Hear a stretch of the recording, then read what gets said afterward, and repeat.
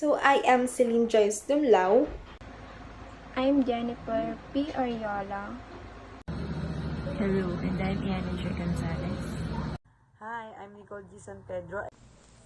Hello everyone, I'm Marie Chris Reyes and Hi, I'm Christy D.G. San Pedro.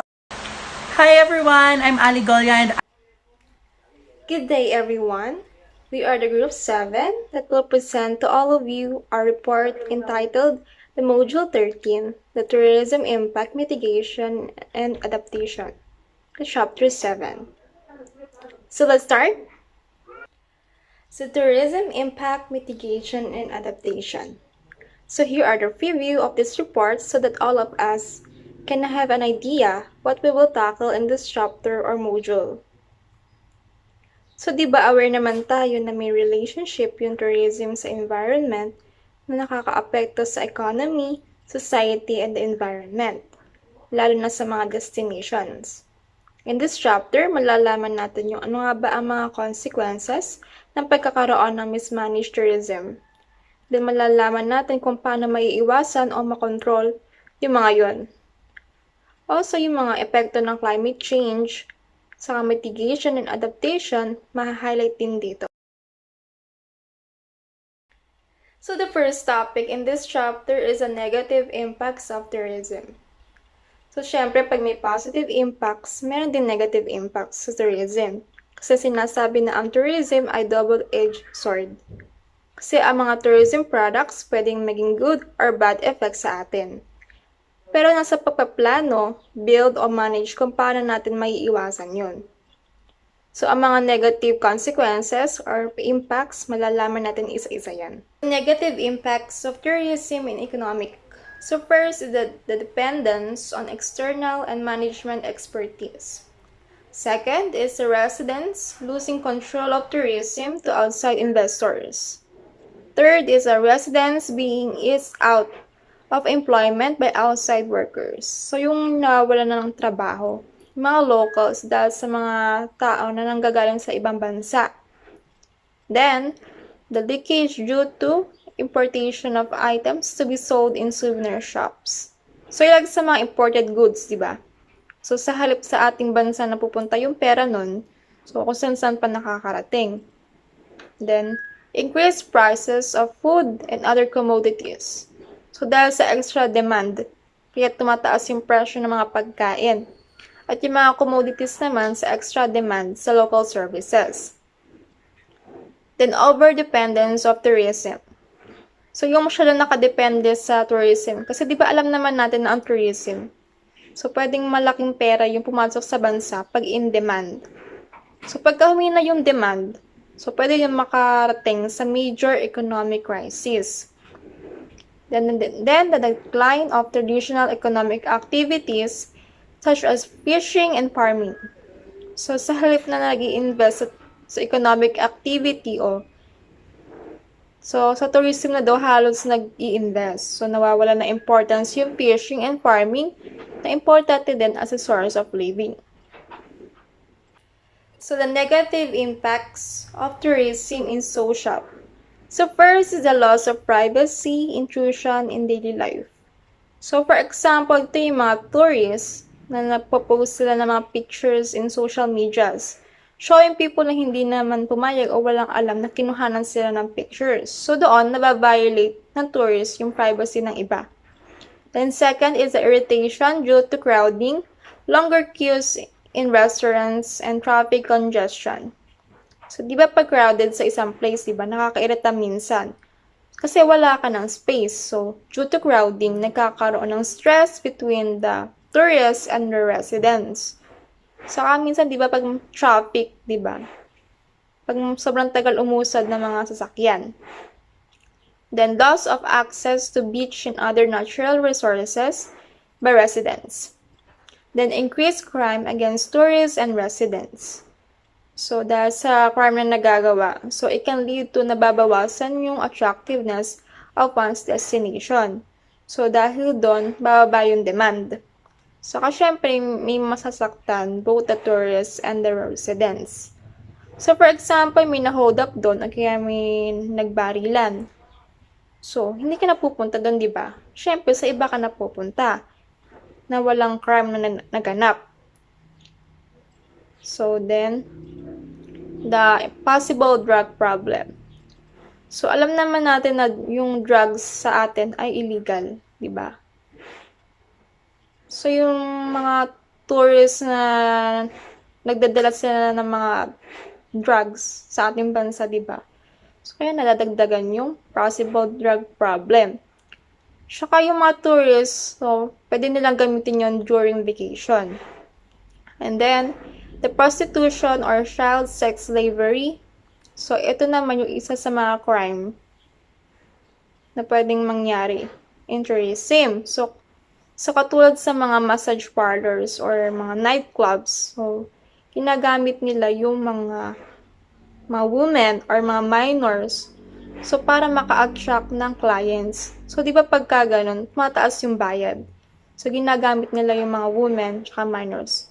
So, para mapataas yung bayad sa service or kaya sa any business ng tourism. Tsaka mas involved dito yung mga international tourists. So, dito naman tayo sa negative impacts of tourism in environmental. So, first is contributes to climate change through greenhouse gas emissions. So, yun nakakadagdag daw yung tourism sa pagkakaroon ng climate change through greenhouse gas emissions o yung gas na na-absorb ng radiation emitted from Earth's surface and mabalik sa Earth's surface na contributing sa greenhouse effect. So, yung examples ito, yung mga burning of fossil fuel, deforestation, tsaka tree clearing. The next is water pollution from untreated wastewater into the sea, both bilges leaching from septic tanks. So, yung pagkakaroon ng water pollution naman galing sa maling waste disposal sa mga hotels, ganon, sa mga factory, establishments, etc. So, dahil doon, pwede magka-pollution sa mga dagat, sa mga rivers, lakes, at iba pa. Then, damage to coral reefs due to use of corals for construction purposes and anchoring at dive sites. So, yung pagkasira daw ng coral reefs, kasi yung mga corals, di ba, kinukuha nila for construction purposes. So, katulad din in anchoring corals at diving site, kasi di ba mabigat yung anchor. So, pag natamaan yung mga corals, so masisira ka agad.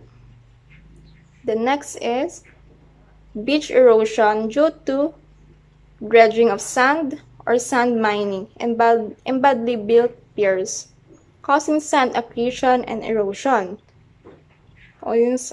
So, dun daw yung pagkasira ng dagat dahil sa ginagawa nila na sand mining, yung pag-extract ng sand for highly value of minerals na pwede gamitin sa mga concrete o mga highway so para tumibay sa mga daan. The next is the overconsumption of certain species and animals. Next is the inadvertent introduction of alien species of animals which become pests eventually. So, examples ito yung mga snakes in Guam. And the next is the loss of animal species due to demand for animal parts and taxidermy as souvenirs. So, dito yung pagkaubos ng mga species ng animals. So, like for example, yung mga sharks, diba? Kinukuha nila yung mga shark's fin, so para panghalo sa mga pagkain. O yung tawag nila na shark's fin soup, na kilalang-kilala ngayon sa mga Asian countries. So, tsaka yung mga ibang animals, so pinapatay nila for taxidermy. So, para lang gawin lang souvenirs. And the next is the cruelty to animals, such as lions being bred in captivity and released to be hunted by tourists. The next is the disruption of wildlife breeding cycles and behaviors. So, yung sinisira yung habitat ng animals, especially sa mga forests for construction purposes o pag may itatayong tourism sites. The next is the air pollution from use of diesel generator sets, jet engines, and other vehicle motors. So, dito naman yung dahil sa paggamit ng mga diesel generator sets, jet, or mga vehicles for transportation na naglalabas ng masyadong maitim na usok. So, dahil doon nagkakaroon ng air pollution. And then the last is the visual pollution due to loss of trees or shrub cover and poor development. So next is the noise pollution caused by vehicle motors, jet engines, nightclubs that are built close to residential areas. So dito daw yung nagkakaroon ng noise pollution na nanggagaling sa mga maiingay na tunog. So galing sa mga sasakyan katulad ng mga motors, jet, or pwede sa mga nightclubs na nakakaapekto sa mga animals or sa mga tao na nandun sa mga residential areas.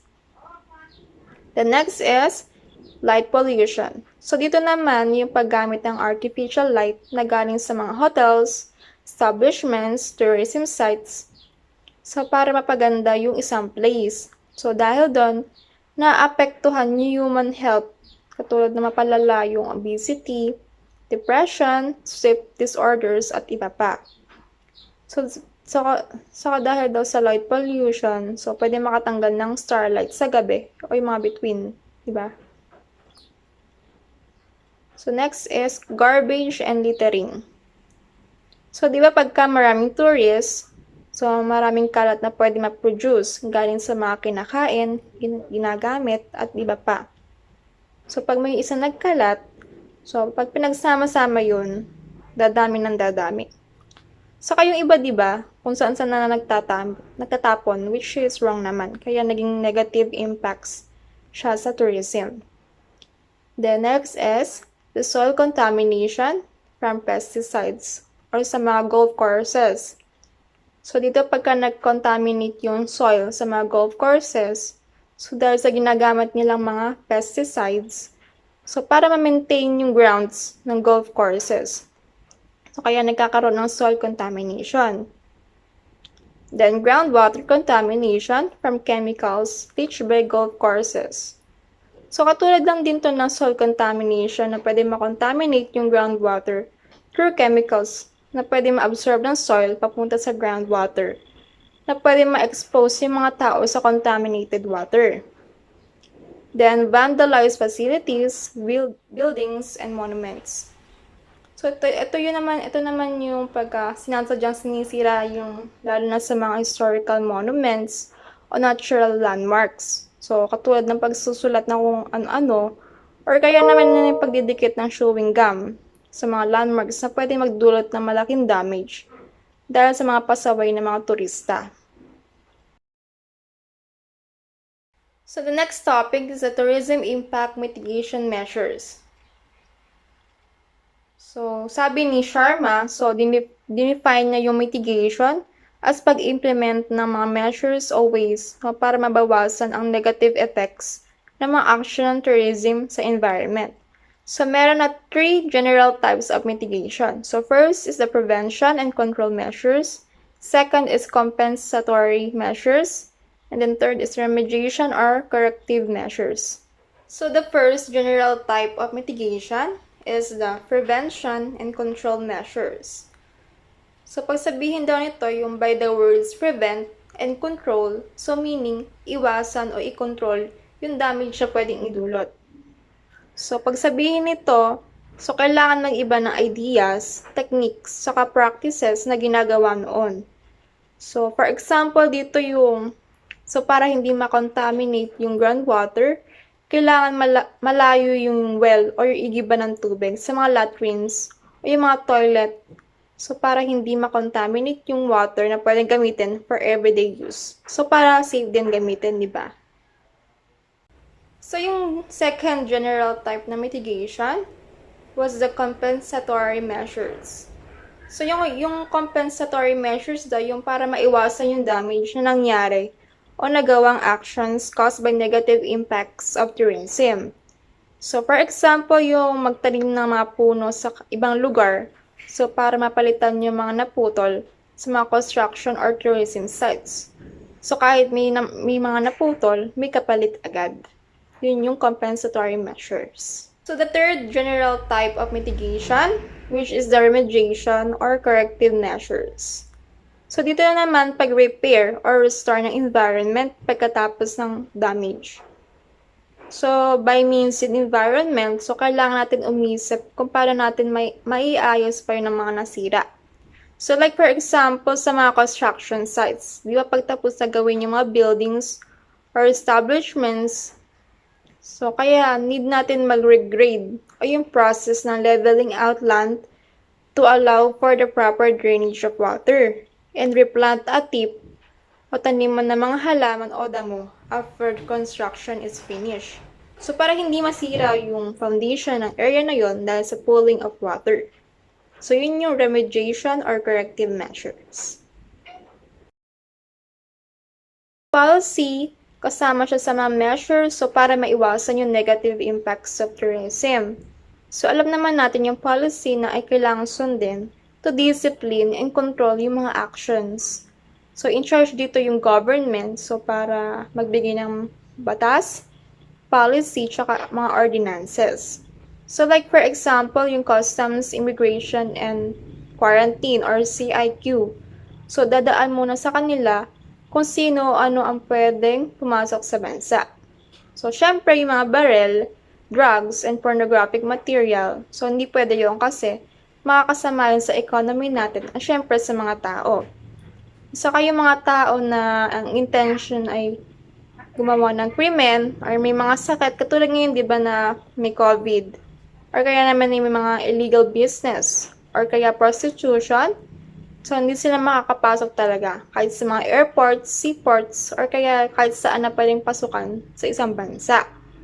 Tsaka yung mga animals, tsaka yung plants, so pag dumaan sa screening nila, at nalaman na harmful, so ko-confiscate agad. So para hindi na kumalat pa sa bansa. At para hindi na ma-expose pa ito sa mga tao. So yun. So itong mga to, kasama din to sa mga policy.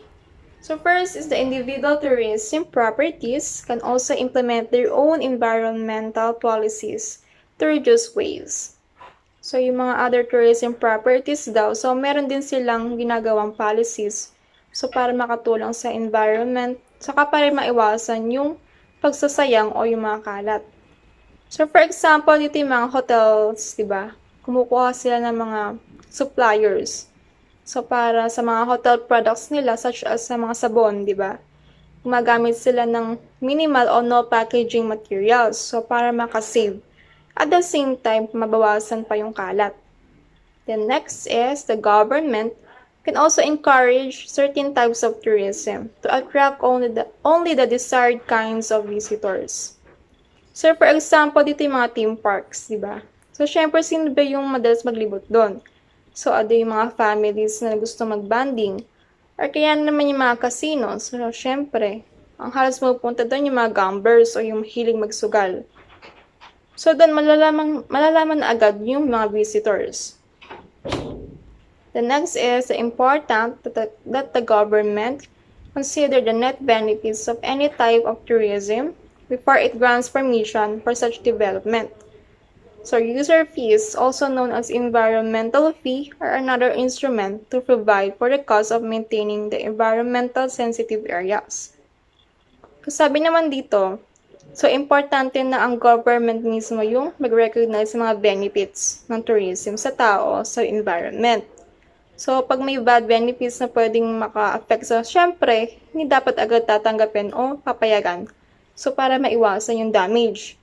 So, also, kailangan din syempre pondohan yung mga yon, so para ma-maintain yung mga environmental sensitive areas.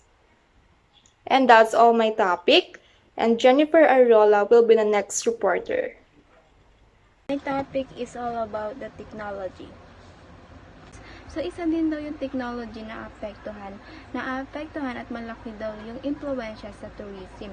So, yung environment natin is nagkakaroon ng problema dahil kagaya nun sa greenhouse gases into the atmosphere, wasteful water, tsaka yung unethical behavior and practices natin. For example na nga lang yung sinasabi mo according to UNEP, yung tubig daw na ginagamit sa tourism is 100 to 2,000 liters per night lang yon. At mas malaki yon kaysa sa normal na consumption sa tubig. Sinasabi din na mas malaki pa daw yung nagagamit din ng mga taga-Europe. Tapos yung mga large hotel na resort na star hotel, madami din sila nagagamit na tubig or nako-consume na tubig. And then, ito yung mga primary water consumer, yung golf courses, irrigated gardens, swimming pool, spa, wellness facilities, and guest room. Is yung mga technology na nakakapagbawas or nakakapag-stop sa laganap ng environmental problem nga natin about sa technology. So, ito yung mga example niya. Yung LED lighting, motion sensing flash and lighting, solar photovoltaic, wind wave, hydro and geothermal power, key cards in hotel, hybrid cars, electric bicycle. Malaki daw yung tulong ng electric bicycle tapos trend na power by grid. Yung electric bicycle is nakakatulong siya para mabawasan yung pollution, yung problema sa traffic, noise nuisance, air quality, and yung climate change. Tapos, according kay Swiss Railway, nakakatulong ang paggamit ng tren as transportation ng power by grid para mabawasan yung carbon dioxide compare naman sa car at eroplano. Dahil yung carbon dioxide ng tren is 1,000 km is 0.0021 kg compared naman sa car na 0.133 at sa eroplano na 0.154. So, ang next is yung green design principle. Ito yung sinasabi is yung paano nila mape-prevent yung negative impacts. Ito yung mga, kunwari magpapatayo ka ng mga building. Ano yung mga dapat mong stage or paano mo siya susundin. So, ito yung following guidelines were taken from the Royal Australian Institute of Architects Environment Policy Sustainable Design Strategies for Architects. Pre-design and site planning stage. Number 1 is tignan muna nila yung lugar na pagtatayuan nila ng building. So, mag-conduct sila ng environmental impact statement. So, dapat i-check nila yung availability ng public transport. Then, makipag-ayos sila sa government para alam nila yung mga opportunities pa na opportunities na ma-improve pa nila doon. And then, explore no-build or non-structural options or use the existing facilities. 2 is sabi dito, is hanggat maaari, panitilihin nila yung vegetation and topsoil and then restore habitat, i-minimize yung construction practices para hindi siya gaanong gumuho yung lupa. Number 3 is paggamit ulit sa mga gusali. 'Di ba kasi yung ibang nagpapagawa ng building is dinidemolish nila. So dapat daw kapag may building na nakatayo na is gamitin na lang ulit daw 'yon. And then 4 is yung position building. Position building, ito yung itatayo is dapat tama. Dapat nasa tamang position yung building kasi lalo itong gaganda dahil may easy access ka sa water, materials, at solar at wind. Example nito is yung sa bansa natin na tropical country. Kaya yung bubong ng bahay natin is naka-overhang, landscaping, artificial lake, and courtyard. And then, number 5, nakalagay dito is maintain the solar access sa katabing site. Tapos, dapat hindi maapektuhan yung neighbors, yung mga lifestyle nila doon. And then, number 6, facilitate pedestrianization or use of non-motorized transport. And number 7 is use local community facilities which minimize the need to use motorized transport. So, gamitin daw yung lugar ng local community para mag-imbak ng mga material para makatipid sa motorized transport or makatulong na rin sa community. Concept design stage. Minimize building and seating orientation opportunities. So, example nga, yun nasa buko, is may magandang view ng volcano at sea. Doon sa pagtatayuan mo, dapat lagyan daw ng window yun. Then, magiging result nun is makakatipid ka kasi kadalasan nung inalalagay sa mga pader, diba, sa mga artwork na mamahalin. And then, kapag naglagay ka ng window lang na ganon, tas maganda yung view, and malaki yung maititipid mo. 2 is yung design dapat is nakaangkol sa solar access sa lahat ng panahon para matukoy agad kung ano yung klima or yung location nun. So, then i-minimize yung pagpasok ng sikat ng araw, and then minimize sun shading in tropical countries. For instance, a courtyard will distribute sunlight to all rooms.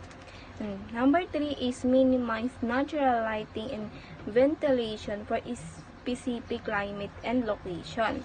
And then, sabi pa dito is pay attention to window size, spacing details such as the light shelves and devices such as astra and courtyards to optimize natural lighting. Number 4 is lagi daw i-consider yung integrated sustainable system like yung energy, water, and waste system. Number 5 is building design must support to encourage the ecological friendly lifestyle such as recycling of all waste by user. Guidelines for selection materials. Ito yung mga guide kung ano yung mga pipiliin nilang mga materials sa pagpapatayo ng building. Number 1 is choose renewable over finite resources, protect old growth forests, patronize agroforestry. So, number 2 is bawasan daw yung paggamit ng mga bagong kagamitan sa building instead ay gumamit ng mga kagamitan na nagagamit na sa old buildings. Bawasan din ang size ng mga building kung maaari ay hindi daw gaano katahasan. At gumamit din daw ng mga recycled materials para sa building. So, sa number 3, nakalagay dito is pumili daw ng mga material na hindi gaano ginagamitan ng energy or electricity sa paggawa para mas maganda daw yung kalalabasan ng building.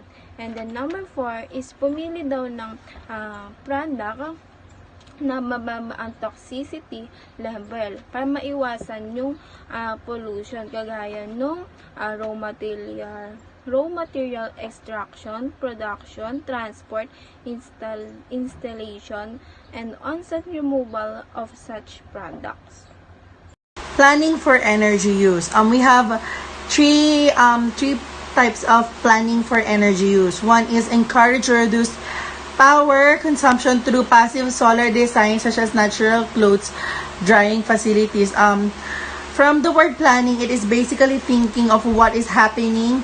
So planning is to make sure that all we are going to do is on the line. So yung number 1 po dyan is yung hinihikayat daw ang lahat na matuto kung paano daw reduce ng power consumptions. Like, for example na lang dito is yung pagda-dry na lang natin ng clothes. So instead of using dryer or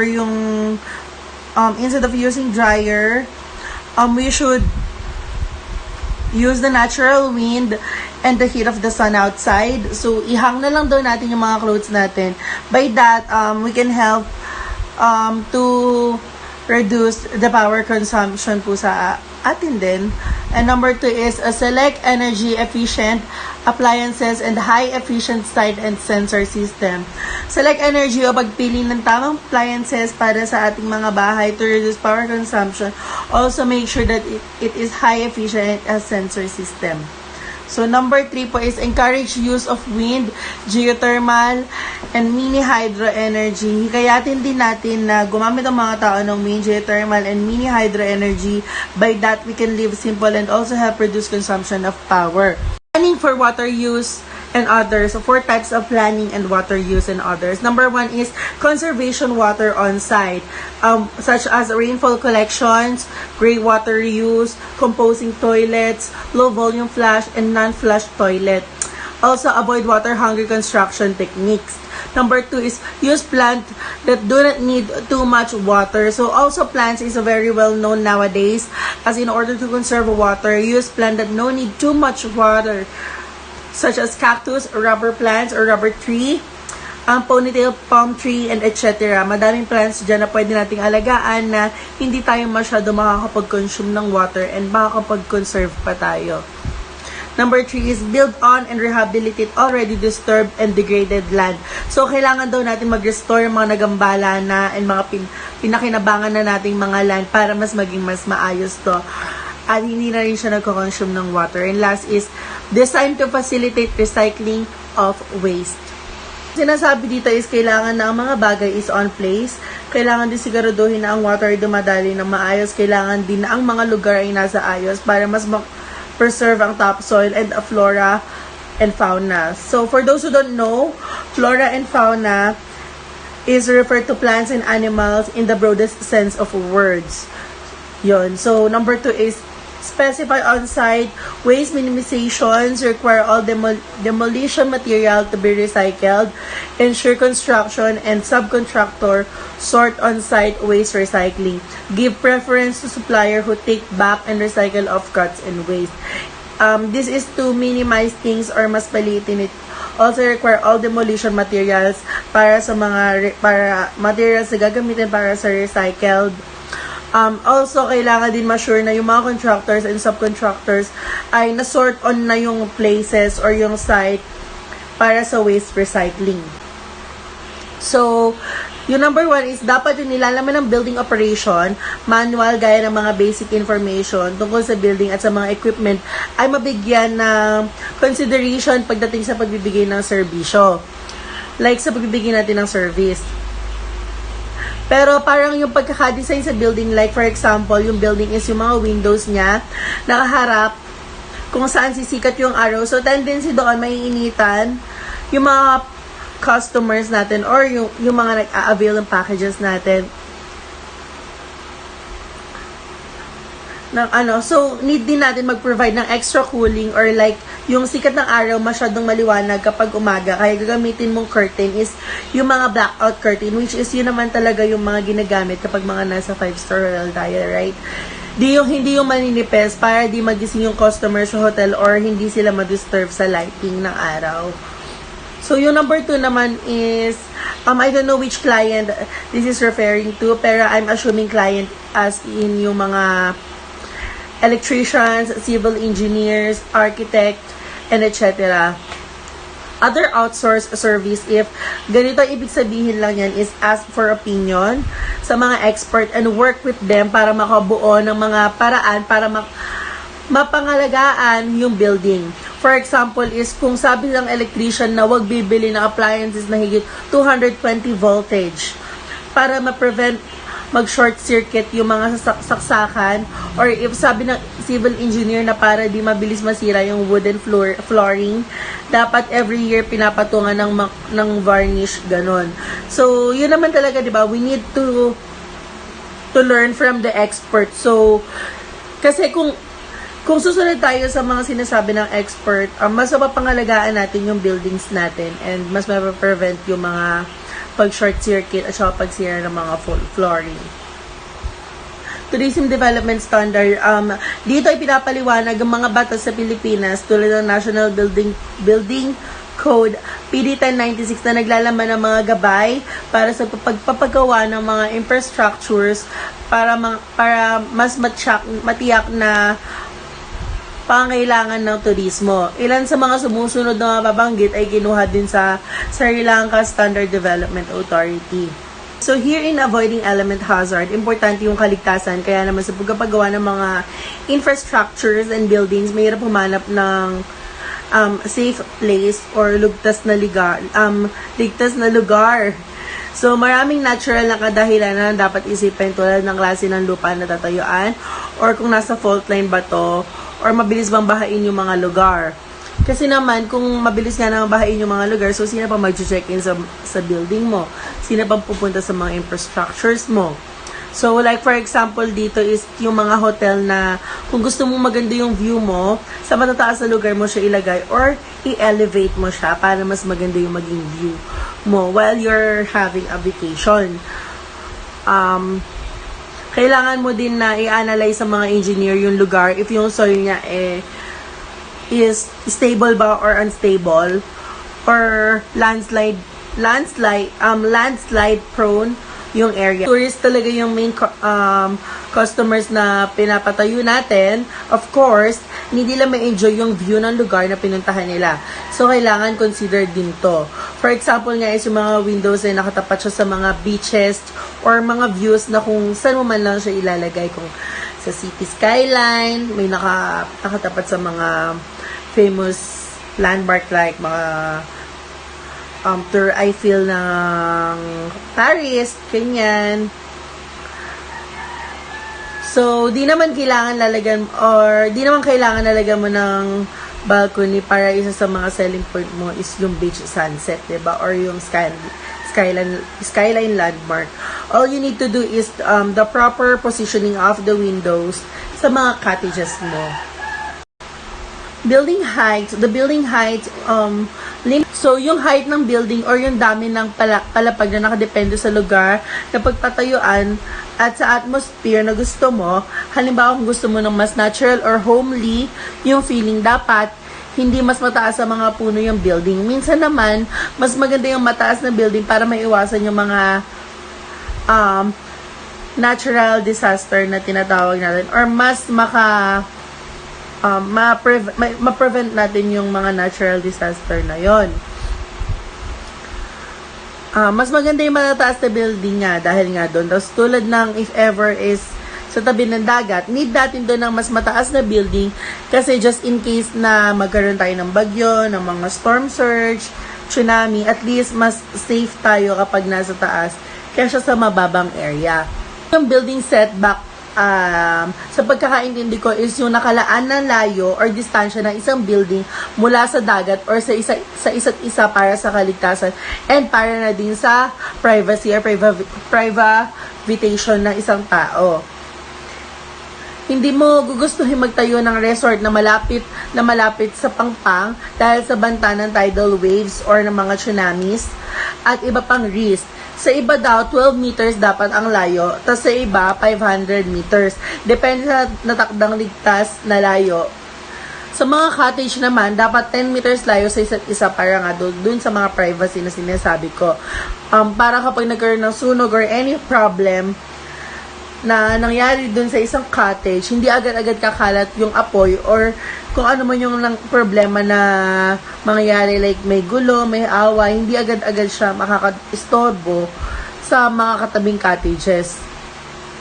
Maganda din yung distansya para umiikot daw yung hangin sa buong resort mo. Kasi nga naman pag dikit-dikit yan, ang init, 'di ba? Kasi parang hindi nakakahingi yung nature.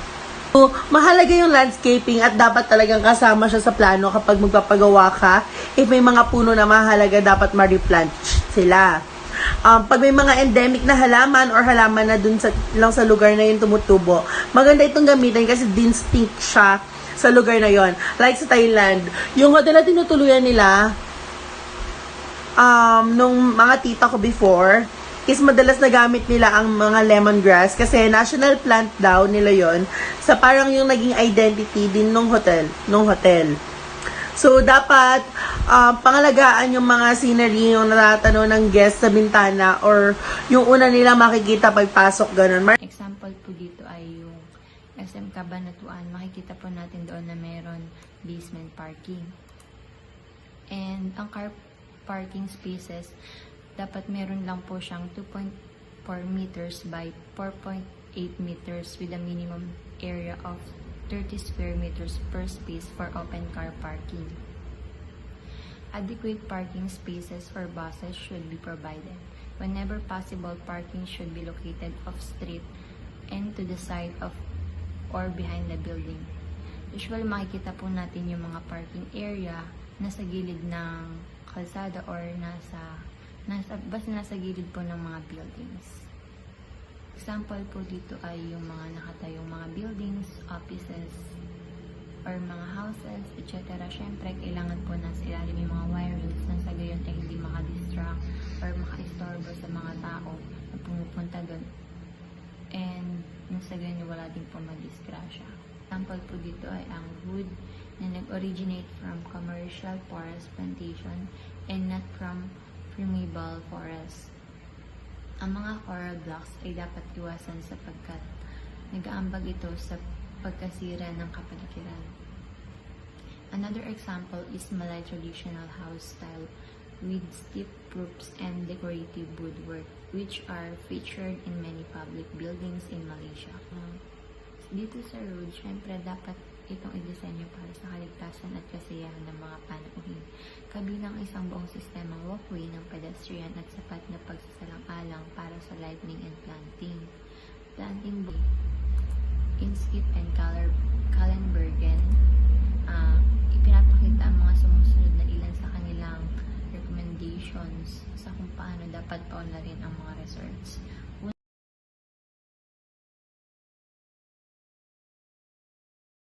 Po yung nagbe-benefit sa surroundings natin, sa daily living ng mga tao, sa animal din po. So, mahalaga po yung mga katulad po ng halaman, tapos po yung mga parks na yan, yung playing fields, woodlands and wetlands, tsaka po yung mga private gardens.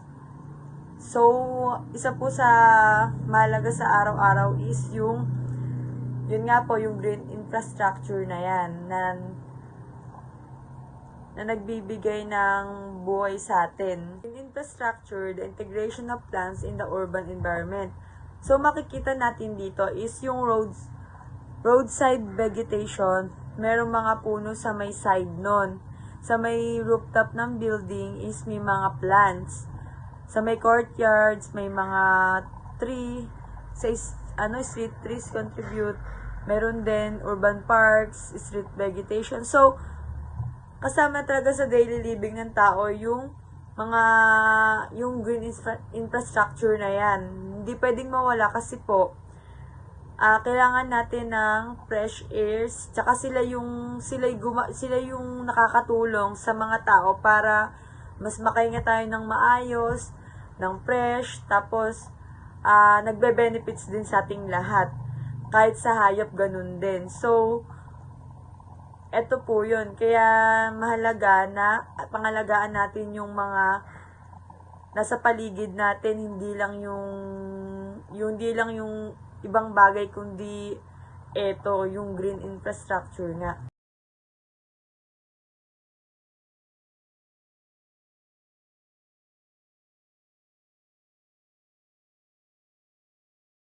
Green infrastructure has multiple benefits. So, mayroon po tayong example, yung bioswales. Yung benefits po niya is nag-improve, siya po yung nagpapa-improve ng water quality, yung local flood control, deferment of green infrastructure, green jobs. So, nakakatulong talaga siya sa may environment natin. Tapos, katulad itong green roofs, ito naman, yung sa may, sinabi ko kanina, yung nakakatulong siya para ma-control natin yung flood, yung init, magkaroon ng bahay dun yung mga birds, yung insect, ganun. Tapos, yung green streets, ayan, para sa, ma-improve yung lugar, at saka maganda tingnan, nakakakalma kahit na gaano ka-traffic, tsaka yung init, hindi ganun na sobrang mararamdaman sa street. So, yun po. placemaking, sa may green infrastructure, ito yung hindi lang siya yung nakaka-benefit sa lugar natin, kundi mas mapaganda pa ang tingnan yung bawat lugar. And more interesting, mas malinis tingnan, kaaya-aya, tsaka mas makilala. Tapos sa economic value, green infrastructure improves the image of place which boosts property value. So, alam mo yun, yung green infrastructure, yan yung mga lupa na katulad niyan. Hindi lang siya yung nakakapag-benefits, kundi nagbibigay din ng value sa mga property ng tao. Sa may climate change mitigation, nakaka-reduce siya ng carbon dioxide emission by encouraging walking and cycling. So, nagpo-provide dito ng carbon storage and sequestration in vegetation. Sa environmental health naman is nakakatulong siya sa may, yun nga sinasabi ko na yung tao makakahinga ng maayos, fresh airs, and more natural. And sa community and social benefits naman,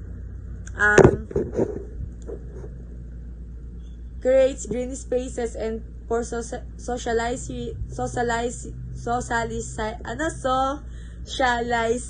interaction and events, and give children more opportunities and places to play. So yun, nakakatulong din sa mga bata na mas makapaglaro sila ng maayos, tsaka mas yung tawag doon, maganda sa katawan ng mga bata, hindi katulad ng sa kalsada yung mausok tapos unlike dun sa may sa mga places like yung mga playground, sa mga park, ayan, magandang puntahan ng mga bata yan, palaruan. And sa health and well-being naman, ito yun nga sa mga physical activity, tapos sa may mga nagja-jogging, nagbabike, sa mga nagbabasketball, mahalaga to. Kasama natin sa buhay natin talaga yung green infrastructure, and ayan yung mga benefit. Yun po, green infrastructure benefits. You can help fight flooding and pollution.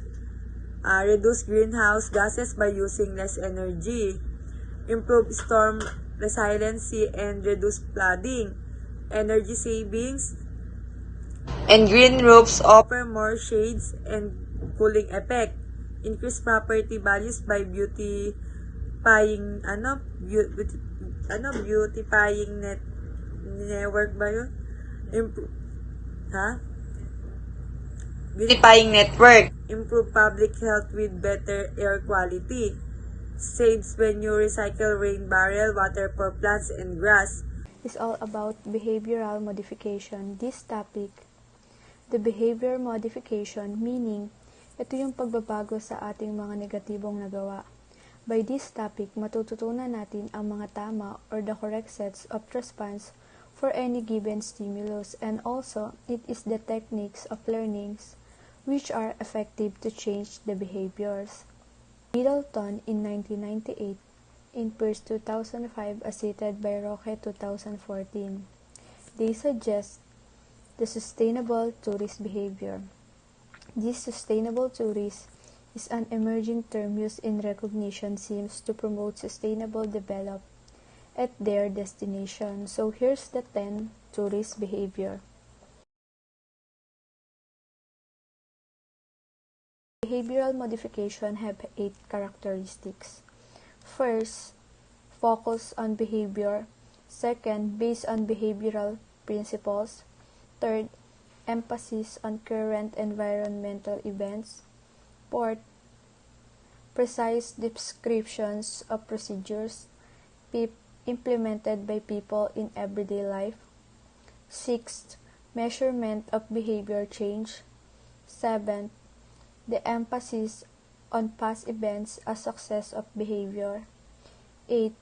Rejections of hypothetical underlying cause of behavior. Okay, some practical steps that can be taken by tourists to minimize their carbon footprint, the amount of greenhouse gases they contribute to the atmosphere per person. So first, travel less often but stay longer in a destination. Mas okay daw na madalang lang ang travel at is better to stay long in one destination. Second, take trips to destination closer to home. Mas okay na mag-travel na mas malapit lang sa bahay natin for our safety. Third, minimize air travel. Fourth, choose mass transport, cycling, or walking over cars whenever it possible. Fifth, offset flights that cannot be avoided. And last one is travel to environmentally certified destination or accommodation. So we can go to the safe destination para na rin for our safety. So negative environmental impacts may be avoided by prescribing desired behavior through environmental education, campaign, and visitor management techniques. So naapektuhan ang mga tourism ng mga negative impacts dahil they put enormous stress, local land use, at nag-i-increase ito ng pollution, habitat loss, at more pressure or endangered species. Ang epekto nito ay unti-unti nating sisirain ang mga environmental resource kung saan ang mga tourist ay nakasalalay. So, yung second is desired behavior may be reinforced through education and reward system which may be targeted at the tourism stops and the tourists themselves. So, tourists in a Thailand beach are warned to slow down their vehicle to enable plover. My next topic is visitor management techniques. So, major techniques for managing visitor volume in sensitive areas include DENR 2013. So first, control visitor number of reduced use. Charge user fees like environmental fee, which will restrict access. Encourage the use of their sites. Limit length of stay, remove facilities in sensitive areas, and set carrying capacity limit, such as the number of people who can go inside a cave at the same time. So by this control visitor, makokontrol natin ito sa pamamagitan ng paglimit ng mga tao at dapat makipag-ugnayan sa staff ayon sa kanilang needs, and also the important of this visitor management system can track when guests arrive, limit where they are allowed to go, at nalilimitahan yung pagstay nila dito ng matagal. Second is set boundaries. So by the set of boundaries, they assign specific areas for different uses such as waiting area, boarding area, dining area. So this is the one of the important dahil mas mabilis mo matitrace yung tao at hindi magsasama-sama sa isang lugar lang. So, locate facilities on durable sites and concrete use by clustering facilities in one rather than the whole protected area. Off-trail travel and sites for each group may also be pre-assigned before party goes to. So in this last slide, we have hardened sites to reduce erosions, maintain and rehabilitate resource, meaning close certain areas for a certain period to allow ecosystems to recover. And the last is prohibit vehicles and certain types of equipment. So this helps prevent damage to trails and vegetation and reduce noise that can disturb wildlife. And also limits the number of people who can sensitive areas. And that's all. Ang climate o ang klima na tinatawag natin ay isa sa may malaking ambag sa turismo at sinasabi din dito na naapektuhan ang daloy ng biyahe, uri ng aktibidad sa destinasyon at kalidad ng karanasan ng turista at ang halaga ng business operasyon sa iba pa. At tinutukoy din po dito na hinuhubog nito ang sangkultura ng isang lugar pagdating sa kasuotan, kinakain, at ginagawa ng isang tao. Dahil ang klima ay may malaking tungkulin sa pagbuo ng isang lugar. So next is, nasa sinasabi nila ang climate change ay ayon sa pagbabago or ang sinasabi nilang changes, averages of daily. So next is, Intergovernmental Panel on Climate Change, IPCC, declared that warming of the climate system in univocal, the average global temperature has increased by 0.76 Celsius between 1850 and 1999 and between 2001 and 2005. So, ang Intergovernmental Panel naman sa climate change, dinedeklara ng IPCC, warming of the climate system in univocal, at ang temperatura naman ay tumataas. Ayan, sabi nga po doon na ang temperatura ay tumataas ng 0.72 Celsius sa pagitan ng taong 1850 at 1999, sa pagitan din ng 2001 at 2005. So, yun. Next is, tourism is partially responsible for climate change as it contributes about 5% of carbon dioxide emissions into the atmosphere. So, ayun. Sabi naman po doon na ang turismo ay may responsibilidad para sa pagbabago ng klima, ng may kontribusyon na may 5% ng carbon dioxide na nakababawa sa atmosphere o sa himpapawid. So, ayun.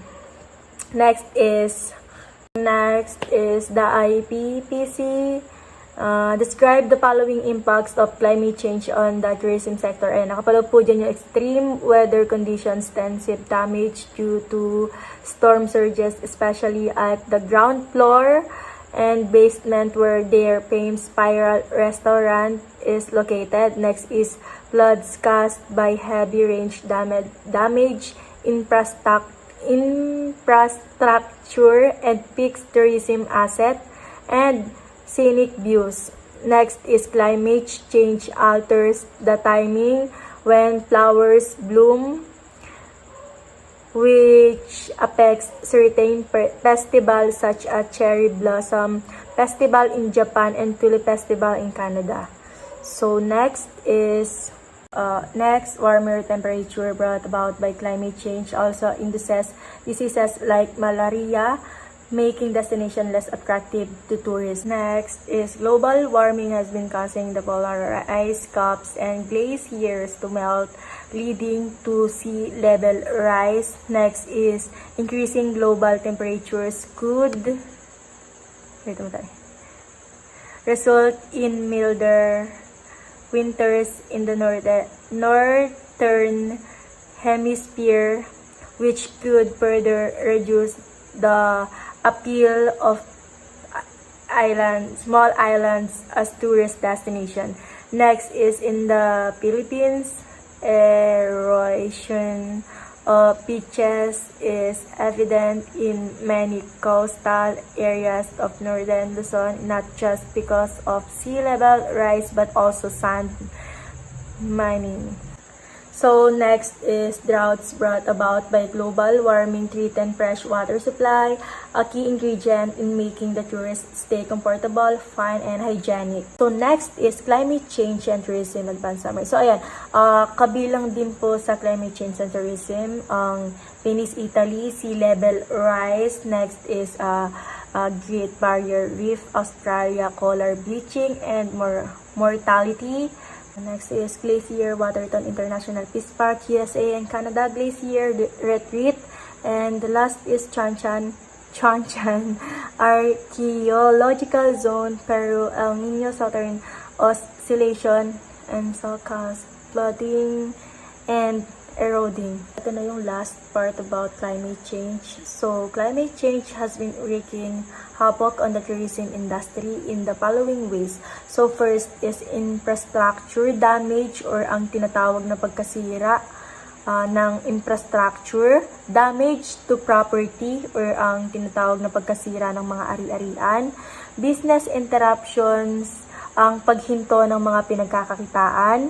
Next is higher operating expenses, mas mataas na bayarin sa mga operasyon, water shortage, krisis sa tubig, biodiversity loss, pagkawala ng mga diversity, reduce landscape aesthetic o ang pagkupas ng mga coral, pagkasira pala ng mga landscape, coral bleaching, yun pala yung pagsira ng mga coral, bushfires, malawakang pagkasunog, and the last is extreme storms, yun yung malakas na bagyo. Ayun guys, lahat ng nabanggit ko sa last about the climate change, yun po yung pagbabago ng klima na naging dahilan ng pagkasira sa industriya ng turismo. So, yun.